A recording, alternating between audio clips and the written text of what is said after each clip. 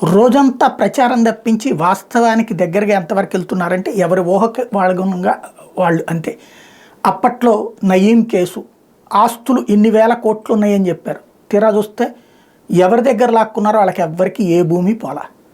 ప్రభుత్వాలు మింగేసినాయి, అధికార పక్షం అప్పటికి తెలంగాణ రాష్ట్ర సమితి మింగేసిందా అంటే తెలియదు.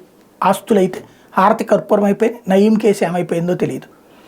ఆ తర్వాత డ్రగ్స్ కేసు, సినిమా వాళ్ళందరూ డ్రగ్స్ ఎడిక్ట్సే అంటూ రోజుకొకళ్ళు ఇద్దరు చప్పున పిలిచి పబ్లిసిటీ.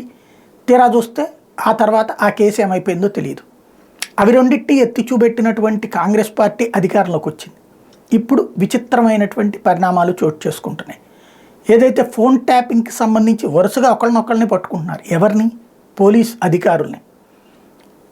ఇప్పటిదాకా అటు ప్రణీత్ రావుతో పాటుగా మరొక ఇద్దరిది అయింది. ఇప్పుడు తాజాగా టాస్క్ ఫోర్స్ డీసీపీని పిలిచారు, విచారిస్తాం. అంతా బాగానే ఉంది. అధికారులది వీళ్ళు ఒక వెపన్.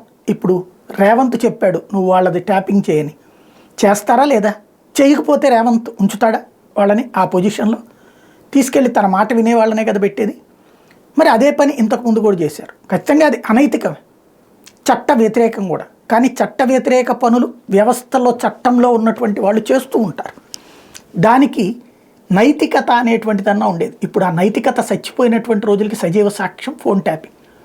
మరి కింద వాళ్ళు చిన్నవాళ్ళేనా? అసలు ఆ ట్యాపింగ్ వల్ల ప్రయోజనం పొందింది ఎవరు? కేసీఆర్.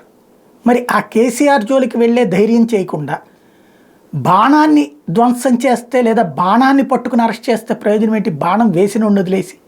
అదే $1 మిలియన్ ప్రశ్న.